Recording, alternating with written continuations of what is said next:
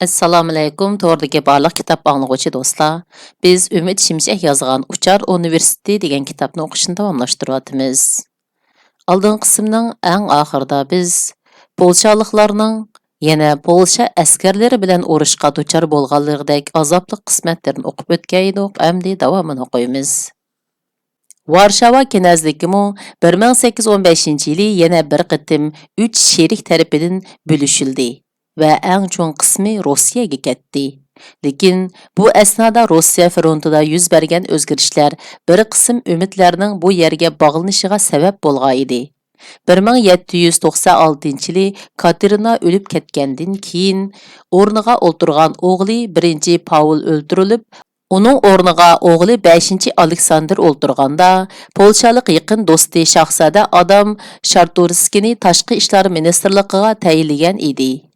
Rossiya bilan Avstriyaning ishg'oliyati ostidagi Polsha kulturiga amonsiz urush echilayotgan bir paytda, Rossiyada bir polshalikning muhim bir mansabga tayinlanishi butkul zaminlari qo'lidan tortib olingan bir millatga nisbatan nihoyat zo'r umid nuri hisoblanadi.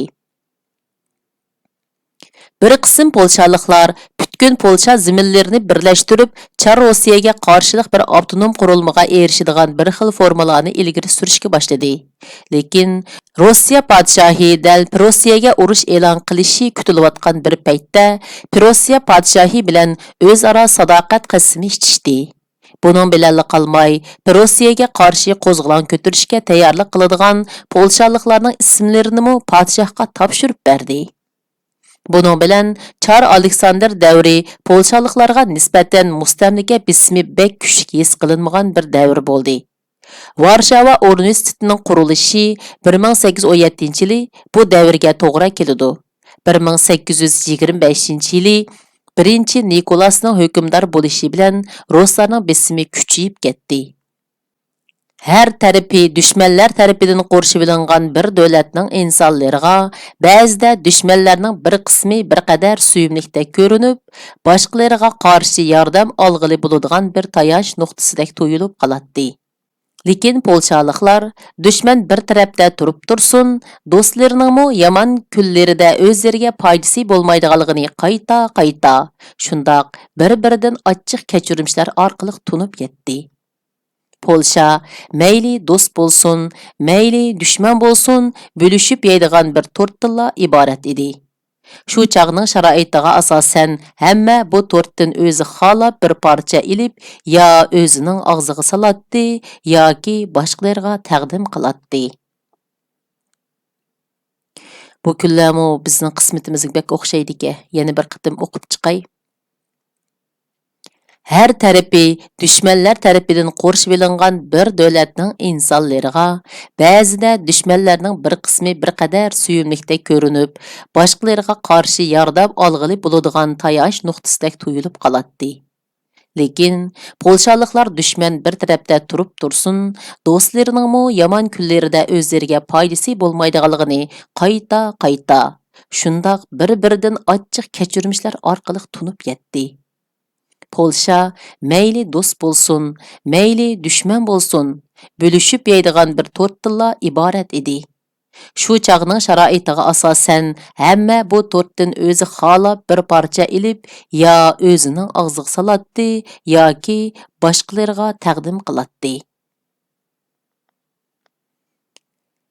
İşğalçı dövlətlər 1797-yili özara kelishim tüzüb, Polsha podshohligini əslatadigan hamma narsani yo'qotib tashlashni qaror qilgan edi.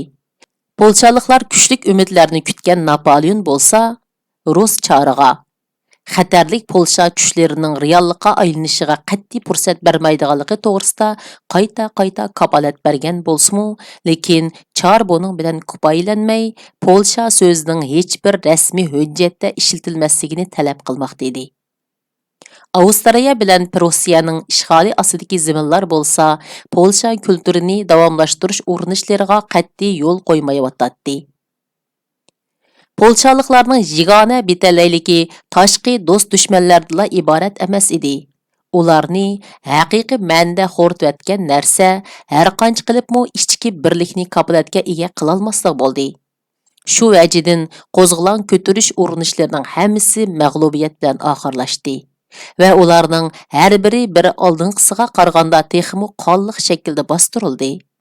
Shundaqla burunqiga silishtirganda texmi eg'ir bisimlar bilan natijalandi. 1820-yillarda Rus tüzümünün çingib ketishi, o'xshash bo'lmagan shaharlarda ziyonlarning yetakchiligidagi maxfiy tashkillanishlarni paydo qildi. U mezgilda Polsha podshohligi cheklik erkinlikka, nihoyatda liberal asosiy qonun va o'zi xos bir armiyaga ega edi. 1830-yili noyabrda hukumatning qo'llab-quvvatlashi bilan polshalik askarlar Rus hokimiyatiga qarshi qo'zg'olon ko'tardi. Erkinlik jangchilari bu qitimqi qo'zg'olonlarni Fransiyaning qo'llashini umid qilatdi. Lekin Fransiya yordam talablarini javobsiz qoldirdi.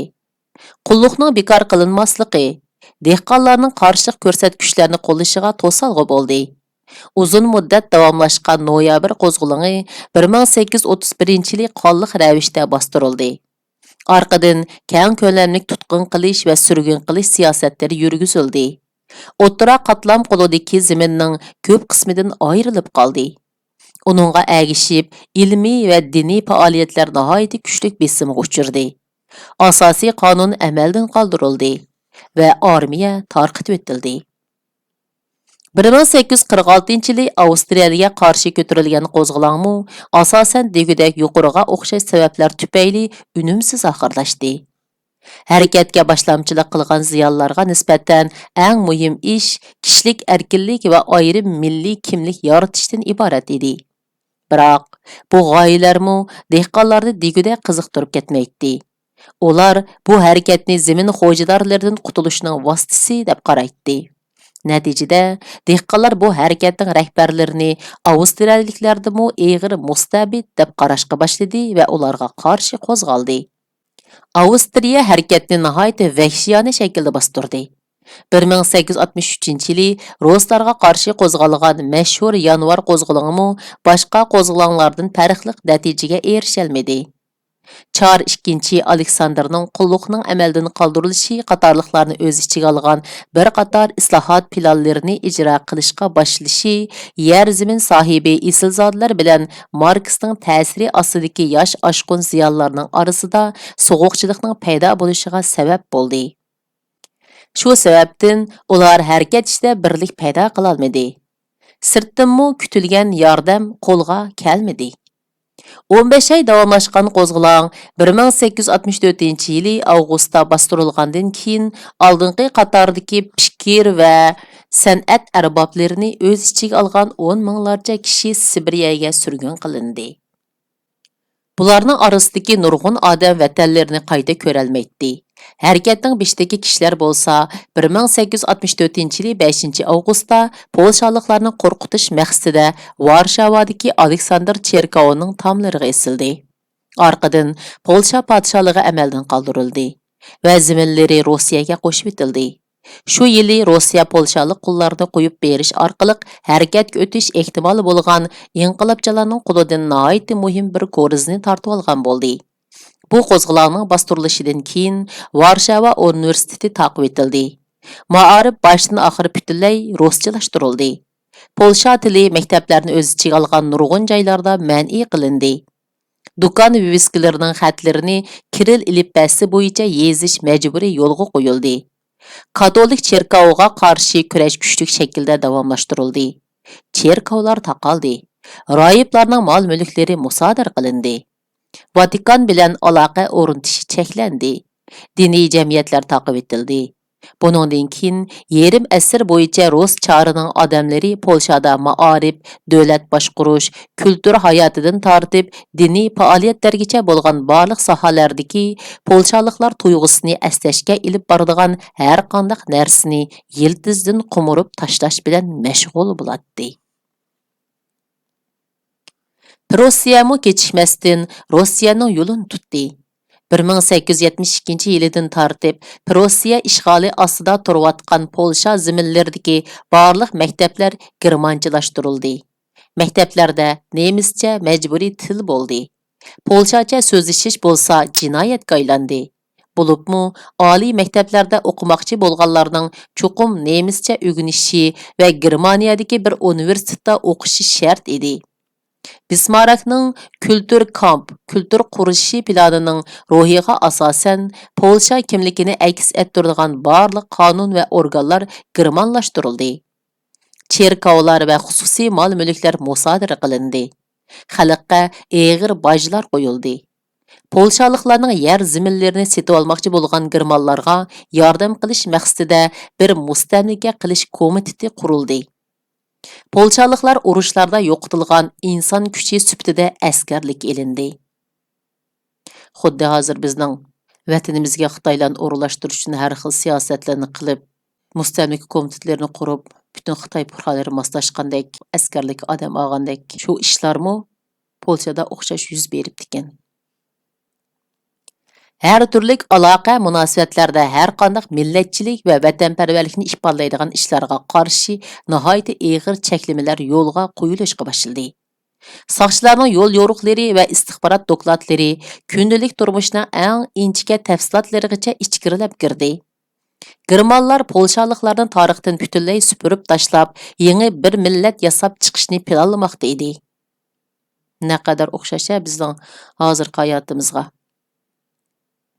Ve bunun üçün kalının sütünü seğiş usullerigacha bo'lgan barliq ishlar Polshaliklarga German odatiga muvofiq holatida yangi boshdan o'rgatiladi. Biz hozir to'y qilganlarni bir-birsiga do'sh qilishdan boshlab o'rgatyotdi mana. U mezgilda ozroq bo'lsa-mu nafas ololganlar Avstriya ishg'oliyati ostidagi Galitsiyaliklar bo'ldi. Bu rayonda 1868 yildan tartib ma'lum ma'noda o'z-o'zini boshqarish tuzumi yo'lga qo'yilishga boshlagan edi. Polsha tili rasmiy til sifatida saqlanib qoldi. Krakow va Lvov universitetlari o'qitishni davomlashtirdi. 1873-yili qurilgan fan adabiyot fakultetlari bilan bir universitetlar Rossiya va Rossiyadan kirgan fikr iqimlarining markazlariga aylandi. Bu yerler Polsha kültürü vaqtliq bo'lsa-mu, gülünish imkoniyatiga erishgan nihoyat oz sondagi joylarning biri edi. Avstraliya hukmronligi ostida qolgan Galitsiyadagi katolik cherkovimi hech qanday bisimga uchirmadi. Tema Parijdagi yillar. Her madaniyatning orqasida bir oldin ko'rarlik yotadi. Bu Christopher Dawsonning gapi ekan. Bir asr ichidagi bir-biridan qonliq shaklda bostirilgan ikki qitimliq qo'zg'olon ko'tarish urinishi Polshaliklarning hayotida mangu o'chmas izlarni qoldirdi. Na zaminlari, na madaniy mavjudliklarida haqqi borlig'ini qilchimi da'vo qilish salohiyati bo'lmagan chet davlatlar bu millatning butkul mavjudiyatini, milliy kimliklarini aslatadigan barliq narsalari bilan qo'shib taltukis yo'qotishga bel bog'lagan edi. Xuddi bizning zaminlarimiz va madaniy mavjudligimizda qilchimi haqqi bo'lmagan, hech qanday bir salohiyati bo'lmagan Xitoyning milliy kimligimizni aslatadigan barliq narsalarimizni yo'qotish uchun qilayotgan harakatlari bilan o'xshash. Shundaq sharoitda Polsha qanday qutuldi? Bu yanada biz o'ylashga tegishli masala. Biz o'rganadigan qanday ruh bor bu polshaliklarning vujudida? Bularning hammasi Polshaliklarga qarshi Polsha zaminlarida Polshaliklarning idora organlari, imkoniyatlari, hatto insonlarni ishiltish orqali Polshaliklarning ko'zi oldida planlanayotdi. Her qatimli qo'zg'olonda nurg'un vatan farzandidan ayrilib qolgan Polsha xalqi yuz berayotgan ishlarga bag'ri qon holda qarab turishdan boshqa bir ish qila olmaydi. Polshaliklar qarab turishga majbur bo'lib qilayotgan ishlar faqat shu paytda yuz berayotgan ishlardan iborat emas edi. Bo'libmi, Varshavaga o'xshash markazlarda yashaydiganlar o'tmishda barpo qilingan narsalarning izlarining dafsanda qilinayotganligini yuragi ichishgan holda ko'rib turadi. Asosan degudek hamil yerda ularga ishg'ol va ishg'olchilarni aslatadigan bir narsalar bor edi. Rus çarı Nikolayning Varshavada xalqqa hayva ko'rsatish uchun yasatqizgan Aleksandr qal'asi yanvar qo'zg'olonidan keyin polshalik vatanparvarlar qamiladigan, zanjirlar bilan bog'lanib Sibiriyaga avatiladigan, jamoat arboblari esiladigan bir joy sifatida polshaliklarga nisbatan bir shum xotira bo'lib qoldi. O'z vaqtida Polsha parlamentini o'z ichiga olgan podshoh saroyi Әмділікті болса, işğalçı qoşunun gazarmısı idi. Axırqı Polşa padişahı Stanislav Augustның turalğısıdımı Ruslarning baş valisi turatdı.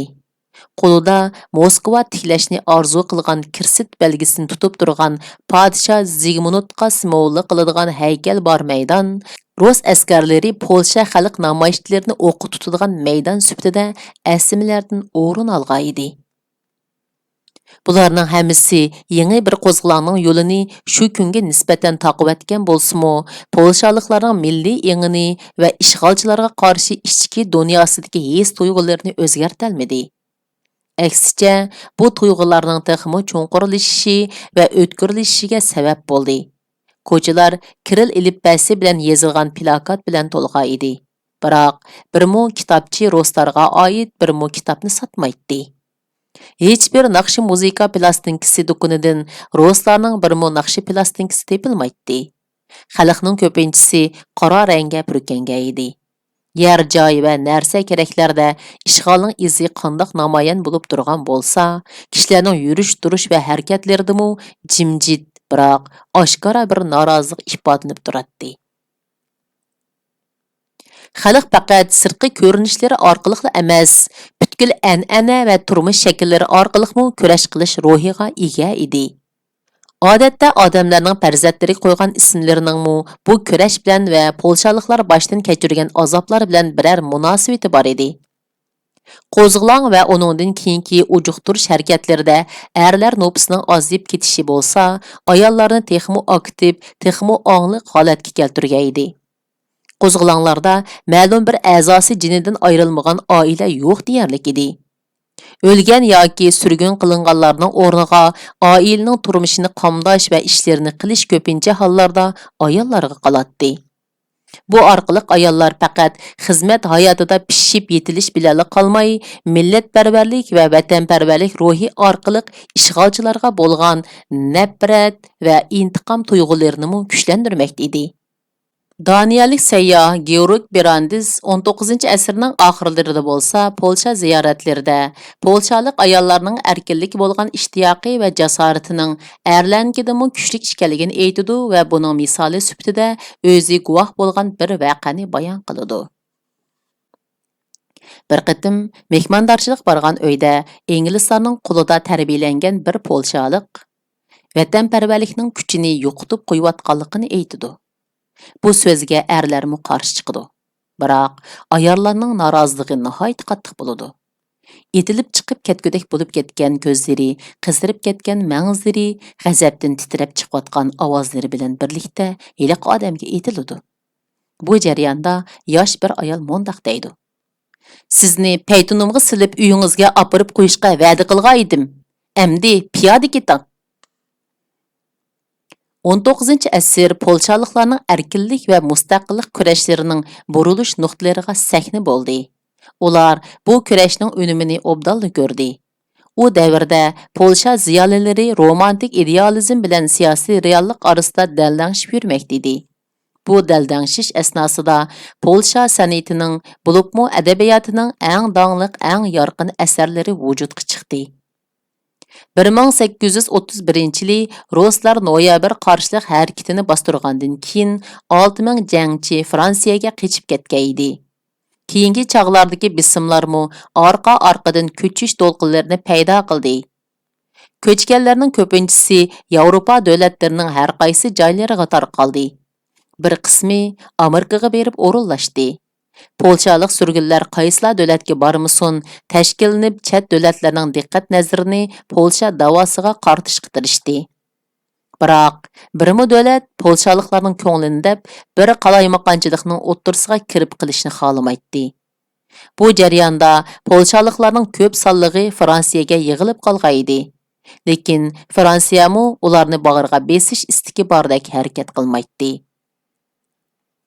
Fransiyaning shoir va tarixchi tashqi ishlar ministri Lamartin Polshaning kelajagiga munosabatlik mo'ljallarni "O'liklar tirilmaydi" degan so'zlar orqali o'tirib qo'yadi. Uning bilan birlikda 1830-yili qo'zg'olondan keyin Parij polshalik surgunlarning ko'p sonliqini panohiga olgan ma'naviy poytaxtga aylanib qoldi. Qo'zg'olondan keyin davlatdan qochib kelgan ziyolilar ilib keladigan pullarini ishiltib bu yerda bir ko'chmanlar markazi qurdi. Shahzoda Chartoriski bu yerda qarorgohini qurib, Polsha masalasining Yevropa siyosatida jonliq tutilishiga kuch sarf qildi. Shahzodaning turalg'usi Polshaning o'tmishi va bugungi vaziyatiga aloqador masalalar muhokama qilinadigan bir markazga aylangan edi. Nurg'un yozuvchilar Polsha tarixi, Polsha boshdan kechirgan fojialarning sabablari, davlatning kelajakdagi o'rnining qayer bo'lishi kerakligi to'g'risidagi ko'z qarashlarini mushu yerda o'tirg'a qo'yatdi. Qarashlar bilan hal qilish choralari orasidagi oyig'i chiqmas natijasiz talashlar to'xtovsiz davom qilatdi. Bu talashlar bilan birlikda nihoyat ko'p san'at asarlarimi dunyoga keldi.